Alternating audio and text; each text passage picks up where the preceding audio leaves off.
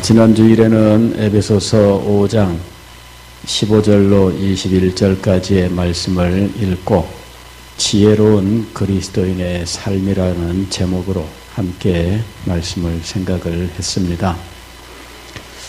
그리스도인은 어떤 사람이 되어야 하느냐, 지혜로운 사람이 되어야 한다는 것이 성경의 가르침이라고 말씀을 드렸습니다.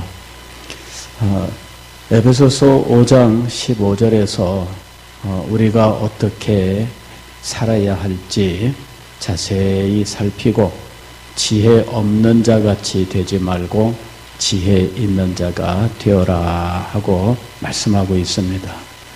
우리는 지혜를 얻는 자가 되어야 돼요. 지혜가 있는 자는 어떤 사람인가? 지혜가 있는 사람은 부지런한 사람이야. 지혜가 있는 사람은 부지런히 하나님을 찾고 하나님의 뜻을 구하고 하나님의 길을 가는 사람인 겁니다. 이것이 지혜로운 사람이에요. 그런데 지혜로운 사람이 되기 위해서 우리가 해야 될 일은 무엇이냐? 살피는 일을 해야 된다는 거예요. 즉, 생각하는 사람이 되어야 된다는 겁니다. 생각이 없는 사람은 지혜를 얻을 수가 없어요. 그래서 자세히 주의하여 살피고 그랬던 겁니다. 이것은 생각하는 것을 의미하는 거예요. 에베소서에서 사도 바울은 에베소 교회에게 하나님의 구원, 즉 삼위일체 하나님의 영광스러운 구원에 대해서, 그리고 그리스도로 말미암아 이루어진 하나님과 사람 사이의 화목함, 그리고 사람과 사람 사이의 화목함이 이루어졌는데, 이렇게 하나님께서 이루신 일을 깊이 깨달아 알기를 위해서 기도합니다. 지혜와 계시의 영을 너희에게 주사, 지혜와 계시의 영을 통해서 이 모든 거룩한 일들에 대하여 깨달아 알되 거기서 머물러서는 안 됩니다.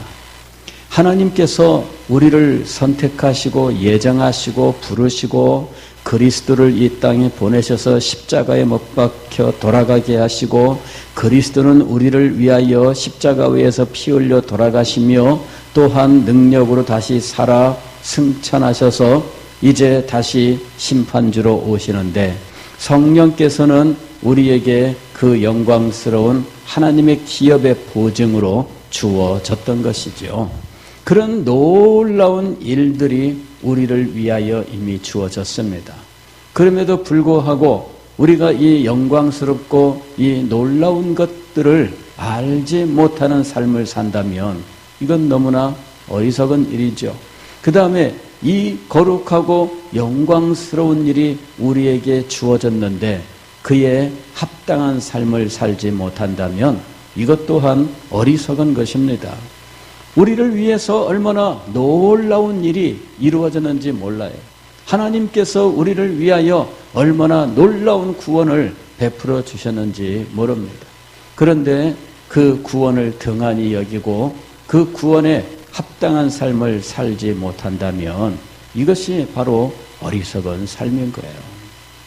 우리는 옛사람처럼 살아서는 안 되고 새 사람처럼 살아야 됩니다. 우리는 모든 것이 새로워진 존재인 것이에요.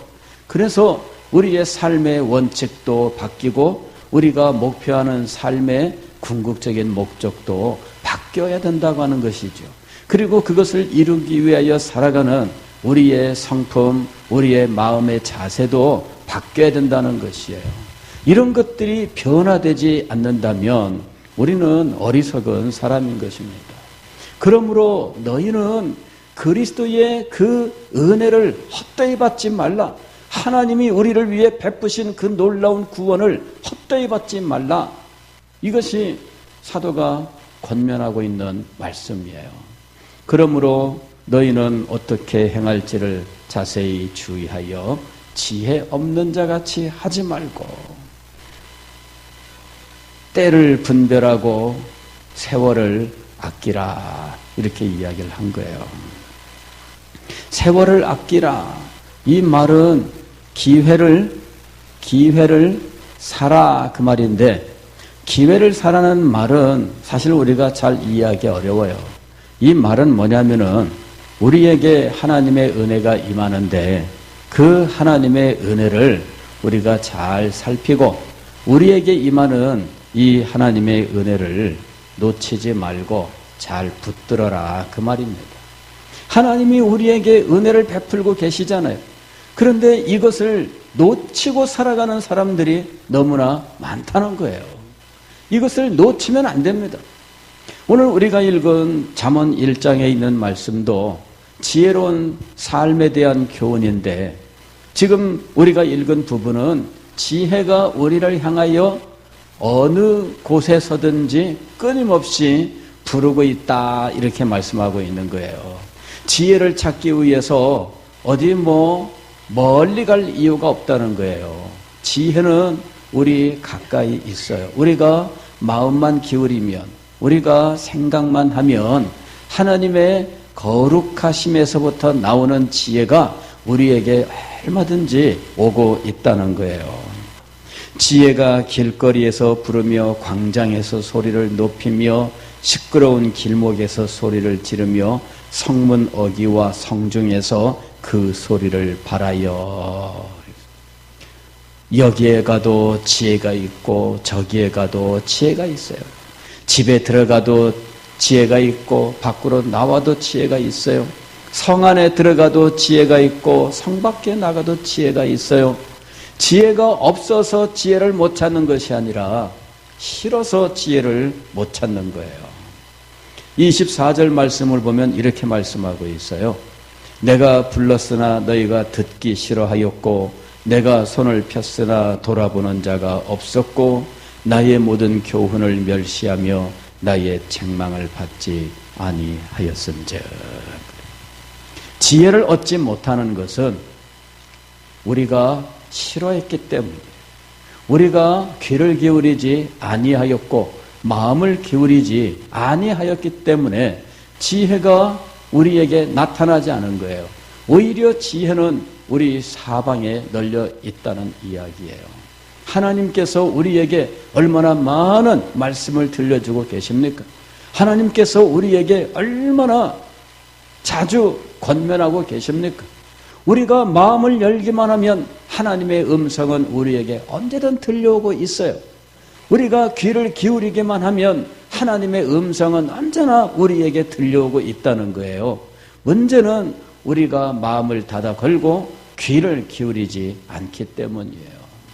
성경은 하나님께서 우리에게 언제나 말씀하고 계신다고, 여기 지혜도 우리를 향해서 언제나 부르고 있다고 증언하고 있는 것입니다.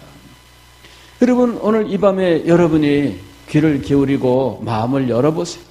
여러분의 마음을 열어보세요. 마음을 꼭 닫아 걸고 하나님의 뜻에 대하여, 하나님께서 우리에게 요구하시는 본분에 대하여, 하나님의 거룩하신 성품에 대해서, 그것을 닮아가는 우리의 모습에 대해서 마음을 닫지 마시고 마음을 한번 열어보세요. 그렇다면 하나님께서 우리에게 말씀하시는 것을 분명히 들을 수가 있을 것입니다. 어떻게 행할지를 자세히 주의하여, 우리가 너무나 하나님의 음성을 듣는데 게으르고 우리가 하나님의 말씀을 너무나 멀리 하고 있기 때문에 우리에게 지혜가 임하지 않는 거예요. 오늘 여기 잠언 1장 22절 이하에 보면 너희 어리석은 자들은 어리석음을 좋아하며 거만한 자들은 거만을 기뻐하며 미련한 자들은 지식을 미워하니 어느 때까지 하겠느냐? 어느 때까지 하겠느냐? 이 말은 이렇게 어리석게도 마음을 닫아걸고 귀를 닫고 하나님의 말씀과 거룩한 뜻을 외면하며 살아온 삶이 오래되었다는 것을 의미하고 있는 거예요. 그래서 어느 때까지 하겠느냐? 나의 책망을 듣고 돌이키라. 지금 우리가 읽은 이 말씀은 지혜가 우리를 부르고 있다 이렇게 얘기하고, 지혜는 우리를 책망하고 있다, 지혜는 우리를 권면하고 있다 이렇게 말씀을 해요. 그리고 지혜의 약속이 23절에 나와요. 보라, 내가 나의 영을 너희에게 부어주며 내 말을 너희에게 보이리라. 할렐루야. 지혜의 약속이 있어요. 지혜의 약속이 있어요. 에베소서 5장에 그러므로 너희는 술 취하지 말고 방탕하지 말고 오직 성령의 충만을 받으라. 지혜를 얻는 자는 어떤 사람이냐? 성령으로 충만해지는 사람이에요. 그런데 지혜를 거부하는 사람은 어떤 사람이냐? 술 취하고 방탕하는 사람이에요. 술 취하고 방탕하는 것은 뭐냐면은 게으른 삶의 모습이에요. 게으른 삶의 모습. 이 사람들은 거룩한 것에 대하여 게을러요. 하나님의 영광에 대하여 게을러요. 하나님의 뜻에 대하여 게을러요. 이런 게으른 자들, 그저 자기에게 집중하는 사람이죠. 자기의 마음, 자기의 평안, 자기의 무슨 문제, 자기의 모든 것에 늘 이렇게 마음을 기울이고 그것만 신경 쓰는 사람인 거예요. 오늘 책이 한 권 왔는데 저한테 누가 책을 썼다고 선물을 했습니다. 책 제목이 뭐냐? Busy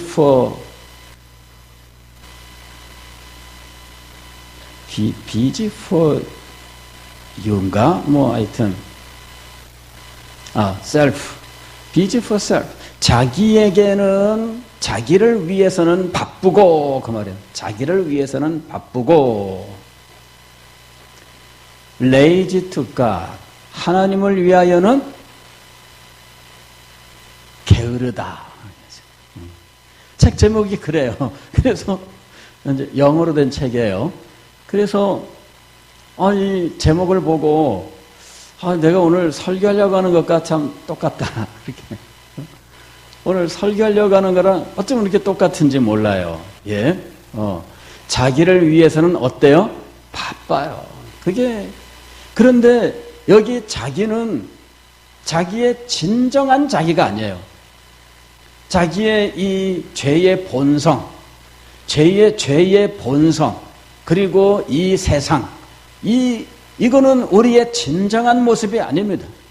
우리의 진정한 모습은 뭐예요? 우리의 진정한 모습은 예수 그리스도의 십자가의 보혈로 죄사함을 얻고 예수 그리스도를 믿음으로 하나님의 자녀가 되어서 예수 그리스도와 함께 하나님의 상속자가 된 것이 우리의 진정한 모습이에요. 자신의 이 진정한 신분을 깨닫지 못한 채 자기의 헛된 자아를 위해서, 자기의 진정한 자아가 아닌 그 거짓된 자아를 위해서 바쁘게 살아가고 있는 모습, 이것이 바로 우리의 모습이라는 거죠. 이건 잠언에서 경고하는 어리석은 자예요.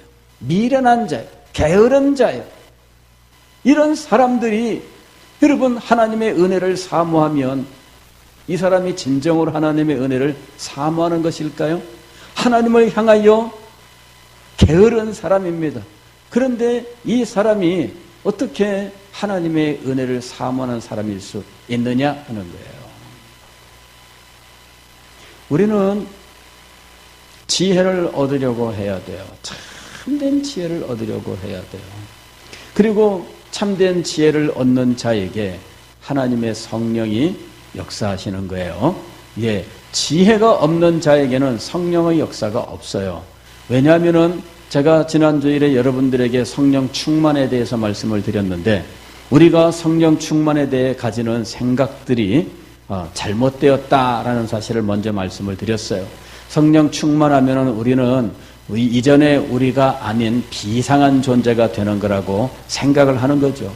이전에는 잘 못하던 것도 척척 해내고 뭐 어떤 비상한 존재, 특별한 어떤 존재가 되는 것처럼 생각하는 경향들이 있어요.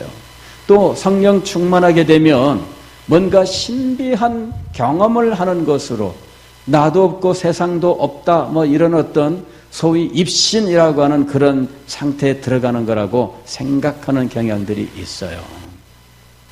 아니면은 어떤 특별한 어떤 능력들을 얻는 것처럼 생각하는 경향들이 있는 거죠.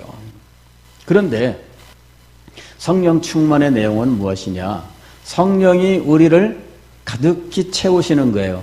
우리 속에 내주하시는 성령께서 우리 속에서 빈 곳이 없이 가득 채우시는 거예요. 이 말은 뭐냐면은 우리 속에 있는 가지가지 모든 부분이 다 성령에 사로잡히는 것을 의미하는 겁니다. 이것이 성령 충만이에요. 성령께서 우리를 가득히 채우시고 우리는 성령 안에 있으므로 우리가 성령의 다스리심, 성령의 지배하심에 순종하고 복종하는 것을 의미하는 거예요. 성령 충만이라고 하는 것은 이런 거룩한 진리를 표현하는 상징적인 용어예요. 그것 자체가 실제를 설명하는 말은 아닙니다. 이거는 상징이에요.